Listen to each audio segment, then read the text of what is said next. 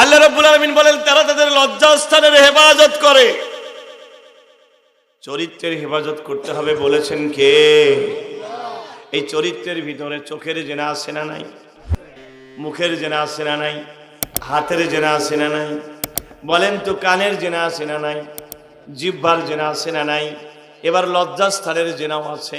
আল্লাহর নবী বলেন মানুষের আগে হাতের জেনা করে, এরপরে মুখের জেনা করে, এরপরে কানের জেনা করে, দিমাগের জেনা করে, এরপরে তার লজ্জাস্থানের জেনা করে।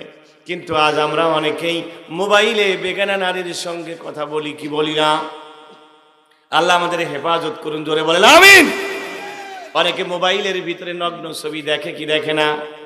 এই চোখ দিয়ে যদি নগ্ন ছবি দেখেন, উলঙ্গ ছবি দেখেন, চোখের ভিতরে গরম সীসা ঢেলে দেওয়া হবে বলেছেন বিশ্ব নবী, ঠিক কিনা বলেন? আমার নবী রাসূল বলেন ইয়া আলী লা তুতবি'ন নাজরাতান নাজরা, আলী রে খবরদার, একবারের বেশি তুমি দুইবার তাকাবে না। ফা ইন্না লাকাল উলা ওয়া লাইসা লাকাল আখিরা, কারণ প্রথম দৃষ্টি তোমার, দ্বিতীয় দৃষ্টি তোমার নয়।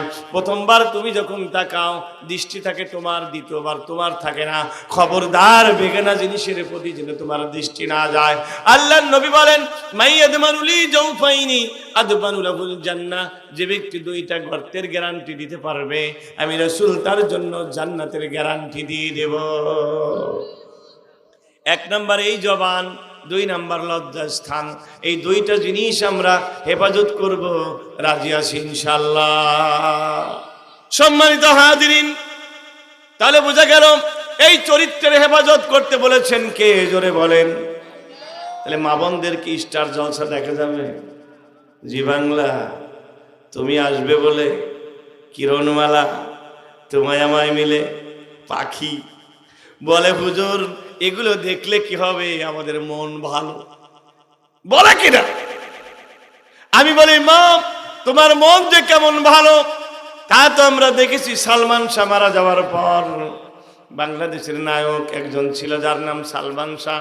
এই সালমান শাহ যখন মারা গেল 10 জন নারী সালমান শাহর জন্য জীবন দিয়ে দিল। কি বলবেন সুবহানাল্লাহ? আরেকটু জোরে বলেন। তাহলে মন ভালো না খারাপ? আরো জোরে বলেন। আল্লাহ রাব্বুল আলামিন কোরআন কারীমের মধ্যে বলেন কুল লিল মুমিনাতি ইয়াগুদুনা মিন আবসারিহিন্না ওয়া ইয়াহফাজুনা ফুরুজাহুন্না ওয়া লা ইউবদিনা যিনাতাহুন্না ইল্লা মা যাহারা মিনহা। আল্লাহ তাআলা বলেন হে নবী আপনি মুমিনা নারীদেরকে বলে দেন তারা যেন এই চোখের হেফাজত করতে করে। তাহলে এই চোখ দিয়ে স্টার জলসা দেখা যাবে, সুন্দরী সুন্দরী ছেলেদের দিকে তাকানো যাবে। সুন্দর ছেলেদের দিকে তাকালে গুনাহ না সওয়াব? আরেকটু জোরে বলেন। স্বামীর দিকে তাকালে গুনাহ না সওয়াব? আল্লাহর রাসূল বলেন কোন স্বামীর দিকে তাকিয়ে কোন নারী যদি মুস্কি হাসি দেয়, আবার স্বামী যদি স্ত্রীর দিকে তাকিয়ে মুস্কি হাসি দেয়, দুজনের সগীরা গুনাহগুলো মাফ হয়ে যায়। কোন স্বামী যদি স্ত্রীর হাত ধরে, স্ত্রী যদি স্বামীর হাত ধরে, দুজনের হাতের গুনাহ মাফ করে দেয় কে? দুজনের মোহাব্বত যত বেশি, আল্লাহর সাথে সম্পর্ক তত বেশি। কিন্তু আজ আমাদের মা বোনদের পাখির মতো ড্রেস পরা লাগবে, আমাদের কিরণমালা ড্রেস পরা লাগবে। আমি যদি বলি ও মা কিরণমালা ও কি তোমার আদর্শ? বলেন। রাসূল বলেন মান তাশাব্বাহা বিকওমিন ফাহুয়া মিনহুম, যে যাদের সঙ্গে সম্পর্ক রাখবে তাদের সাথে হাসর হবে। কিয়ামতের ময়দানে যদি কিরণমালার সাথে তোমার হাসর হয় তাহলে কেমন হবে? জাহান্নামের আগুনে পোড়া লাগবে কি লাগবে না? এজন্য মা বোনদেরকে বলি ও মা তোমরা কিরণমালার মতো হয় না। আল্লাহর নবী বলেছেন মুমিনা নারীদের জন্য আদর্শ 6 জন। জোরে বলেন কয়জন? 1 নম্বর খাদিজাতুল কুবরা, 2 নম্বর আয়েশা, 3 নম্বর ফাতিমা, 4 নম্বর মারিয়াম, 5 নম্বর হযরতে আসিয়া, 6 নম্বর হযরতে হাজেরা। আল্লাহর নবী খাদিজাকে এত ভালোবাসতেন, আমার নবী খাদিজাকে কবরের মধ্যে নামানোর পরে নবীজি দু চোখের পানি ছেড়ে দিচ্ছেন। হযরতে আবু বকর ডেকে বলে, ইয়া রাসূলুল্লাহ, সবাই চলে গেল, আপনি কি যাবেন না? রাসূল বলেন, ও আবু বকর, তোমরা যাও, আমার খাদিজাকে একা রেখে আমি যাব না। সুবহানাল্লাহ বলেন। আমার খাদিজা আমার বিপদের দিনের সাথী। সুবহানাল্লাহ। কিন্তু আজকে স্বামীর যখন বিপদ, স্ত্রী তখন বাড়িতে নাই, বাপের বাড়ি চলে যায়, ঠিক কিনা? জোরে বলেন। স্বামীর যখন সংসার চলে না, স্ত্রী তখন স্বামীকে ছেড়ে চলে যায়। আমার মায়েরা, আপনারা ফাতিমার মতো পর্দা করবেন, আয়েশার মতো জ্ঞানী হবেন, আসিয়ার মতো ধৈর্যশীলা হবেন, হযরতে হাজেরার মতো তাওয়াক্কুল করবেন। আর এই চোখ দিয়ে বেগানা জিনিস দেখবেন না। রাস্তায় যখন বের হবেন বেপরদায় চলবেন না, বুরকা পরবেন। হুকুমটা কার? আর একটু জোরে বলেন। আল্লাহ রাব্বুল আলামিন বলেন, ইদনিনা আলাইহিন্না মিন জালাবিবিহিন। আল্লাহ তাআলা বলেন, হে মুমিনা নারীরা, তোমরা যখন রাস্তায় বের হবে তোমার গায়ের উপরে একটা বড় করে চাদর দিয়ে দাও। এই চাদরের আধুনিক রূপ হচ্ছে বুরকা। কি? আরো জোরে বলেন। গোটা শরীরে বুরকা দিতে হবে, কিন্তু দেখা যায় আজকাল বুড়া মানুষটা বুরকা পরে যায় আর যুবতী তার মেয়েটাকে তারা বুরকা পরায় না, ঠিক কিনা? কথা বলেন। একসাথে চলছে মার মেয়ে, মায়ের বয়স 50, মেয়ের বয়স 20। মা বুরকা পরেছে কিন্তু মেয়ে বুরকা পরে নাই। ওরলে একটা নিচে, তাও গলায় নিচে, বুকে নেয় নাই। কথা বলেন ঠিক কিনা? আছে না নাই? আজকে মেয়েরা দেখা যায় তারা স্কিন প্যান্ট পরে, মেয়েরা দেখা যায় গেঞ্জি পরে, মেয়েরা আজকে পুরুষের মতো করে ছোট ছোট চুল কাটে। দেখে মনে হবে যেন কোন ভাইজান, কাছে গিয়ে দেখবেন ভাই না, এ আমাদের বাড়ির কাছে সোনিকা বেগম। কথা ঠিক না? ঠিক। আবার এদিকে ছেলেরা কি করে? হাতে পরে চুড়ি, কানে পরে দুল, মাথায় রাখে বড় বড় চুল, মনে হবে যেন কোন পাড়ার কোন বুবুজান, কাছে গিয়ে দেখবেন আমাদের পাড়ার সাইফুল। কথা বলেন ঠিক না? ঠিক। তাহলে এই সমস্ত বিজাতীয় কালচার অনুসরণ করা যাবে না। আল্লাহ রাসূল বলেন, কোন নারী যদি 4টা কাজ করে, 5 ওয়াক্ত নামাজ পড়ে, রমজানের রোজা করে, স্বামীর আনুগত্য মেনে চলে, পর্দায় থাকে, আল্লাহ তাআলা ওই নারীর জন্য 8টা জান্নাতের দরজা খুলে দেয়। জোরে বলেন সুবহানাল্লাহ। তাহলে সতীত্বের হেফাজত করতে হবে, পর্দা রক্ষা করতে হবে। হুকুমটা কার? আমার ভাইরা, আল্লাহ তাআলা সূরাতুল মুমিনুনের মধ্যে 4 নম্বরে বললেন তারা তাদের লজ্জাস্থানের হেফাজত করে। লজ্জাস্থানের হেফাজতের উপরে আরেকটা ওয়াজ করি। এটা কোনো গল্প নয়, এটা হাদিস, চমৎকার হাদিস। মুসলিমের মধ্যে এসেছে, আল্লাহর নবী বলেন, সেকালে ইহুদিদের যুগে, বনি ইসরাইলদের যুগে 3 জন মানুষ রাস্তা দিয়ে বের হলো। একটু জবাব দেওয়া লাগবে, কয়জন? 3 জন রাস্তা দিয়ে বের হলো। হঠাৎ করে সন্ধ্যা নেমে আসলো। আল্লাহর 3 জন বান্দা একটা গুহার ভিতরে প্রবেশ করলো। গুহার ভিতরে প্রবেশ করলো, গুহায় রাত্রি যাপন করলো। কিন্তু সকালবেলা উঠে দেখে গুহার মুখের উপরে বিরাট একটা পাথর এসে গুহার মুখটা আটকে দিয়েছে। আল্লাহর বান্দা 3 জন বলছে, এত বড় পাথর 3 জন কেন? 10 জন মিলেও নড়ানোর কোনো উপায় নাই। এবার আল্লাহর 3 জন বান্দার ভিতরে একজন ছিল জ্ঞানী। সে বলল, ও আল্লাহর বান্দারা, এই পাথর তোমরা কেউ সরাতে পারবে না, তবে তোমরা 3 জন জীবনে যদি কোনো ভালো কাজ করে থাকো, ওই ভালো কাজের কথা স্মরণ করে আল্লাহকে ওসিলা দাও। আল্লাহ তাআলা ওই ওসিলায় এই পাথরটা সরাই দিতে পারে, আর কেউ এই পাথরকে সরাতে পারে না। 3 জনের ভিতরে একজন বলল, ভাই, আমি একটা আমল করতাম, আমি জঙ্গলে কাঠ কাটতাম, কিন্তু আমার বাড়িতে কিছু ছাগল আর দুম্বা ছিল।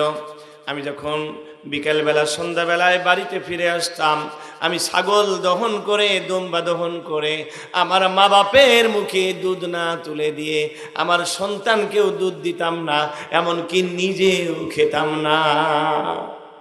একদিন হলো কি, আমি অনেক দূরে চলে গিয়েছি, আসতে আমার রাত হয়ে গেল। বাড়িতে এসে দেখলাম আমার মা বাপ ঘুমিয়ে পড়েছে, এদিকে ছেলে মেয়েরাও কিছু খায় নাই। আমি দুধ দহন করলাম, কিন্তু আমার আমল মা বাপকে না খাইয়ে কাউকে খাওয়াবো না। এদিকে ছোট্ট বাচ্চারা ক্ষুধার জ্বালায় চিৎকার করছে, কিন্তু আমার যেটা আমল আগে মা বাপের মুখে তুলে দেব। সুবহানাল্লাহ বলেন, আরেকটু জোরে বলেন সুবহানাল্লাহ। মা বাপের হক আছে না নাই? দিয়েছে কে? এই যুবকটি বলে, আমার ছেলে মেয়েরা আস্তে আস্তে কাঁদতে কাঁদতে আমার পায়ের কাছে ঘুমিয়ে পড়লো।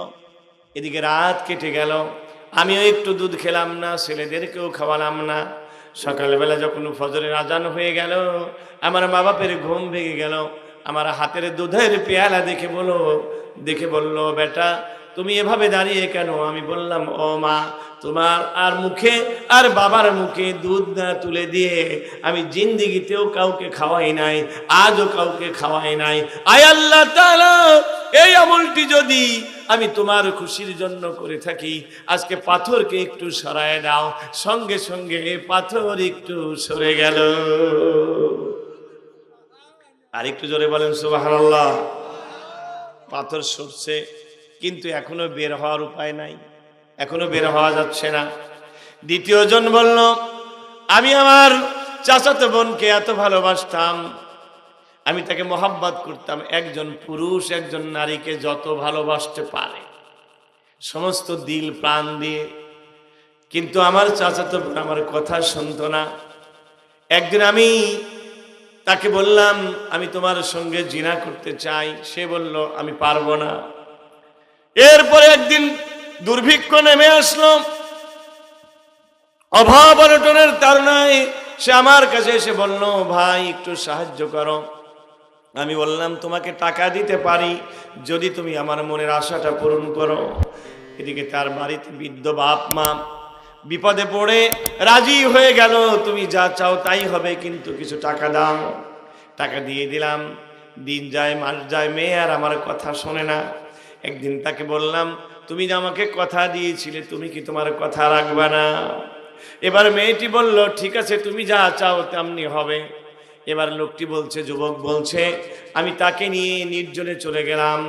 আমি তার উরুর পাশে উরু রাখলাম, হাতের উপরে হাত রাখলাম, শুধুমাত্র মনের কামনাটা পূরণ করতে বাকি। এমন সময় আল্লাহর বান্দি চিৎকার করে বলে উঠল, ও ভাই, ইত্তাকুল্লাহ, তুমি আল্লাহকে ভয় করো। তুমি আমার বোতলের সিপিটা বিনা কবুলে খুলে দিও না,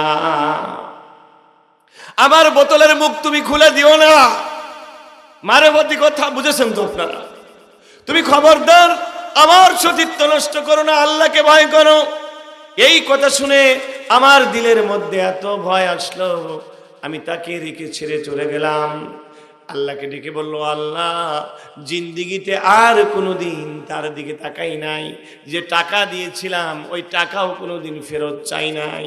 আল্লাহ গো, আমি যদি এই কাজটি তোমার সন্তুষ্টির জন্য করে থাকি, ও আল্লাহ, মেহেরবানি করে আজকে পাথরটা সরায় দাও।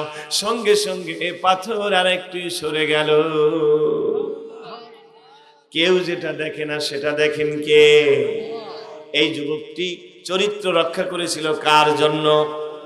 আর একটু জোরে বলেন, কার জন্য? পাথর সরে গেল, কিন্তু এখনো বের হচ্ছে না, বের হওয়া যাচ্ছে না, আর একটু সরতে হবে। তৃতীয় ব্যক্তি বলল, আমার আমলটা অন্যরকম। আমার বাড়িতে অনেক কামলা রাখতাম, অনেক জন রাখতাম। একবার অনেক মানুষ আমার বাড়িতে কামলা দিল, কাজ শেষে যার যার পাওনা আদায় করে দিলাম, কিন্তু একজন মানুষ পাওনা না নিয়েই চলে গেল। পাওনা না নিয়ে যখন চলে গেল, আমি মনে মনে ভাবলাম, আহারে, লোকটা পরিশ্রম করলো কিন্তু টাকা নিয়ে গেল না। আমি তার টাকা নষ্ট করব না, তার টাকা দিয়ে আমি একটা ছাগল কিনলাম, দুম্বা কিনলাম, আমার ব্যবসা লাগালাম। আমার ছাগলের সঙ্গে দুম্বার সঙ্গে তারটাও বড় হচ্ছে, তারটাও বাচ্চা দিচ্ছে। হতে হতে ছাগলের পাল হয়ে গেল, উটের পাল হয়ে গেল, গাভীর পাল হয়ে গেল। আল্লাহু আকবার। দীর্ঘদিন পরে আল্লাহর এই বান্দা ফিরে এসে বলল, ও আল্লাহর বান্দা, তোমার বাড়িতে আমি একদিন কাজ করেছিলাম, তুমি যদি দয়া করো ওই পাওনাটা দিয়ে দাও। আমি বললাম, এই যে ছাগলের পাল, উটের পাল, এগুলো সব তোমার, তুমি নিয়ে যাও। লোকটি বলছে, ভাই দিবে না, ভালো কথা ঠাট্টা করো কেন? দিবে না, ভালো কথা ঠাট্টা করো কেন? আমি বললাম, আল্লাহর বান্দা, ঠাট্টা করে বলছি না, আসলে এগুলো তোমার। এমন সময় লোকটি নিয়ে গেল, সব নিয়ে গেল, মাকেও নিয়ে গেল, বাচ্চাওকে নিয়ে গেল। আল্লাহর কসম, একটাকেও আমার জন্য রেখে গেল না। বলল না, আপনি যে পেলেছেন অন্তত এই দুইটা রাখেন, একটাও রেখে গেল না। আমি কিছুই বললাম না। ও আল্লাহ, ওই কাজটি যদি আমি তোমার সন্তুষ্টির জন্য করে থাকি, আজকে পাথরটা একটু সরায় দাও। সঙ্গে সঙ্গে পাথরটা সরে গেল। তিনজন আল্লাহর বান্দা বের হয়ে আসলো। একটু জোরে বলতে হবে না সুবহানাল্লাহ? আর জোরে বলেন সুবহানাল্লাহ। ওই আল্লাহ আছে না নাই? এজন্য আপনারাও বিপদে পড়লে ভালো কাজের ওসিলা দেবেন। ভালো কাজের ওসিলা দিলে কবুল করবেন কে? আল্লাহ মুমিনের গুণ বলছে, আল্লাযীনা হুম লিফুরুজিহিম হাফিজুন, মুমিনেরা লজ্জাস্থানের হেফাজত করে।